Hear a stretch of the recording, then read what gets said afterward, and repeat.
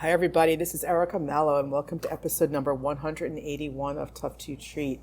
And this is actually a shortie week for us. And this episode is about patient adherence and patient compliance to movement, to home exercise.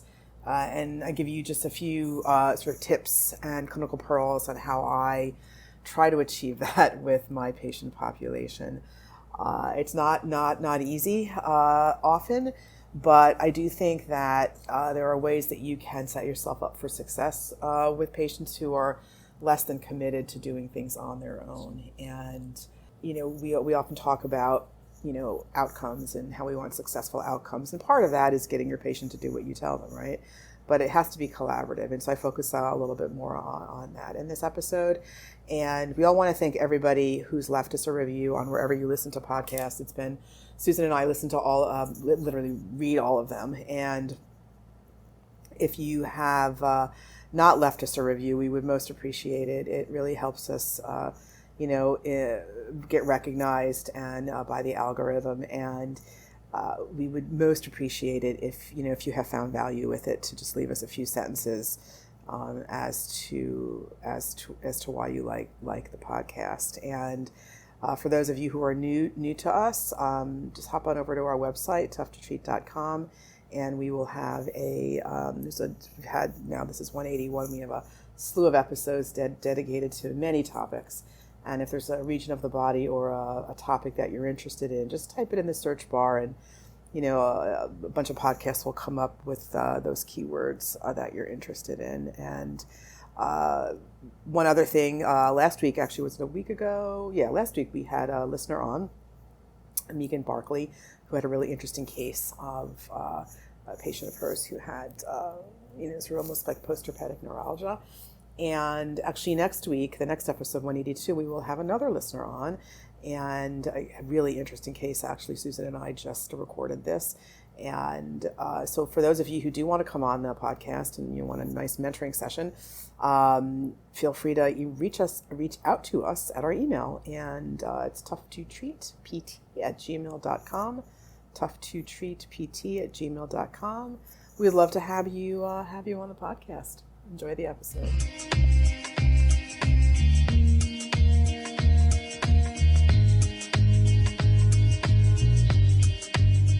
Hi, everybody. This is Erica Mello, and welcome to episode number 181 of Tough to Treat. And in this episode, as I mentioned in the intro, we're going to be talking about patient compliance and patient adherence, and how can we increase that. And it's not going to be a long episode, as it is a short week. So, this is really something that we don't focus a lot on as therapists. I do think we should. And we talk a lot about, clinical reasoning and treatment, but ultimately, we want better outcomes, right? And if the patient isn't doing what we're telling them, there's a reason for that, right? And we won't achieve our outcomes. And that, is not good for you and for the patient. And so I think that it's about, not demanding that they do it. It's about finding out, why they're not doing it. And so first off, I just want to talk about, you really want to build the therapeutic alliance with the patient. I talk about that in my course, Decoding the Complex Patient. But this is an obvious one, okay? The patient really cannot see you as the authoritative figure, as the authority here. It has to be a collaboration, and that's why the word alliance is so important, right? It's a therapeutic alliance. You are a team. You are a team. It's not you as the authority figure, and, it's not them being told what to do, okay? What you need to get your patient to achieve is you need to get them asking to do something. What can I do, okay, to get myself from here to here? And that brings me to my second point, is draw a timeline. Ask them a question about, where they actually want to be in like a month or two. And it's not about goals, okay? Although that may come out like a goal. You need to say something like, here I am, or here you are at point A as of today, and you want to get to point B. And there's obviously a discrepancy. In order to get there, and draw it out on a line, draw it if you want, but it's very important for you to say, in order for you to get there, we need to work together as a team. And part of that is your commitment to doing such and such exercise or whatever, right? And if you are unable to do that for some reason, or if it's causing you symptoms, it is my job to figure out why, okay? And so that brings me to my third point is you should, and we all should, trial the exercise that we want to give the patient at the beginning of the session. Not just hand them a piece of paper and say, this is what I want you to do, 3 sets of 10, and have them walk out. Because if they're a persistent pain patient, or if they have a chronic and dominant movement pattern, you haven't seen them do it, or you haven't trained them out of it yet, and they're doing a high load exercise that's too hard for them, they're going to resort to that dominant pattern, and it's going to be a waste of your time and a waste of theirs. So trial it at the beginning of the session, and if there's something that you don't like or it's not optimal, you need to figure out why. It could be certain muscles that need to get released, or you just need to do some training. Ultimately, you're training their nervous system. These exercises and movements are training their brain, training their nervous system. And nervous systems like education. They like, they like movement, right? But they also, you want to educate your patient as to the why. And part of that is trialing the exercise at the beginning, because I'll just use that as an example. So let's say you have somebody's center of mass is on the right side, and you need to get it off. You need to get them to weight shift or move off that right side, like my golfer I've treated over the years. And he's actually in my course, and great golfer. And golf's the sport of weight shifts, right? So you want to think about giving them an exercise to do that. And so let's say you give them, let's just do a side lunge as an example, okay? And if they can't get themselves off that right leg, because let's say, for example, their left side has not been loaded because of a dominant pattern on that right side, the left side will be stiff. Their foot could be stiff. You may need to go in and release some soft tissue in their foot and their lower leg.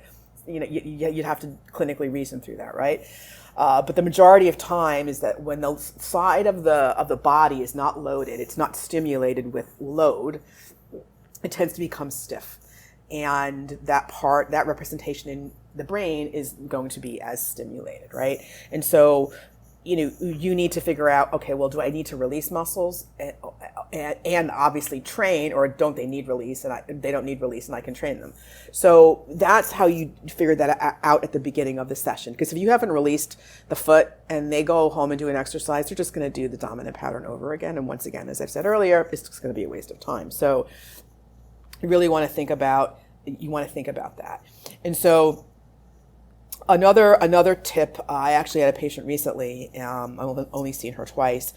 She, her symptoms only come on at a specific point in the day. And we talked about, enjoying life more and enjoying movement. And I said it to her, is there an experience or something that you want to be able to do that you can't do, that you can't enjoy?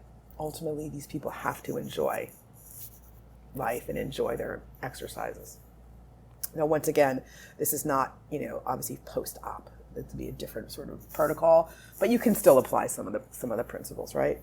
And she said, Erica, I really want to be able to ride a bike. And that told me a lot because of her drivers. Her drivers are up in her thorax and her shoulders.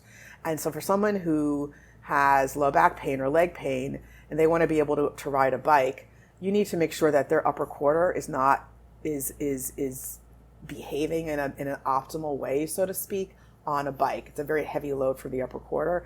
So if I didn't ask her that, I would not have known, right? And I think that patients sometimes come in with these fixed stories, and we need to find out what is meaningful to them, okay? And that will get them, you'll get better adherence and better compliance to a home program. I'll also give you another example. I have a patient who had knee pain, and I was giving him a down dog for the knee pain, and he thought I was giving him a calf stretch. And he's like, Eric, I don't feel it. I'm like, well, feel what? He's like, a stretch. I'm like, it's not a stretch. He's like, well, what? And he was very confused. And he's like, we started chatting about how he learns. He's like, I'm a very linear thinker. And I'm like, oh boy, because my treatment paradigm is out of the box, non-linear, right? So there was a mismatch there. So he had seen a lot of traditional therapists before who didn't sort of think out of the box a bit, I guess. And so I needed to rectify my instructions to him because he learned best very linearly. And ultimately, there is definitely a disconnect there. And so I worked through that with him and explained things. And I think at the beginning, a great question for us to ask our patients to increase adherence to home exercise is, how do you learn best? How do you learn best? Do you want me to video you? How do they learn best? There are patients, most especially athletes, they're going to do everything you tell them, and they're going to do more. Okay, but that about that patient population, and I think one of the sort of like the final pieces here, and then there's many other ways you can increase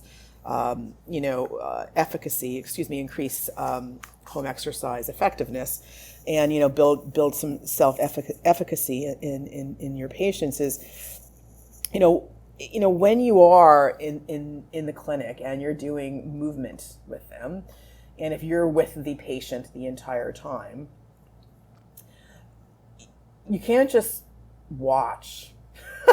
I mean, you can, but if you're trying to train a new movement pattern, you need to almost be on top of them. You need to put your hands in the region of the body that's their driving region, and you need to help them train a better movement pattern. So I'll give you an example. I have a patient, he has low back pain, so I'm having him doing a split squat, I'll just use a very easy example, skull crushers, tricep extensions in a split squat position.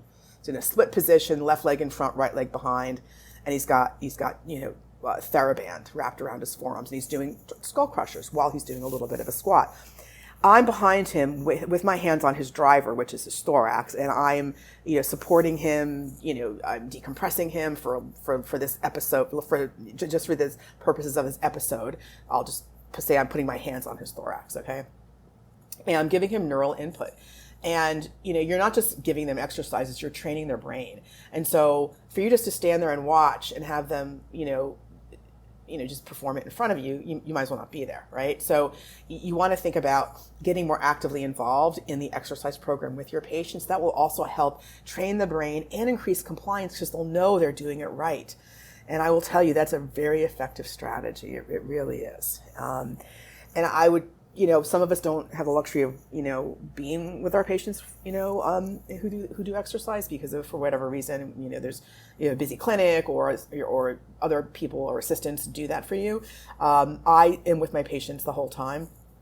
So for those of you who are and can do that, it's a very effective strategy.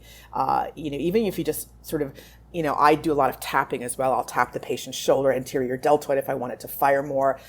And so once again, you are increasing compliance because the patients will get the buy-in when you're working with them in this manner. So hope you enjoyed the episode. And as I mentioned earlier, next week we have another listener on. And if anybody wants to come on, feel free to email us again, toughtotreatpt@gmail.com. And we'll see you on the next episode. Enjoy.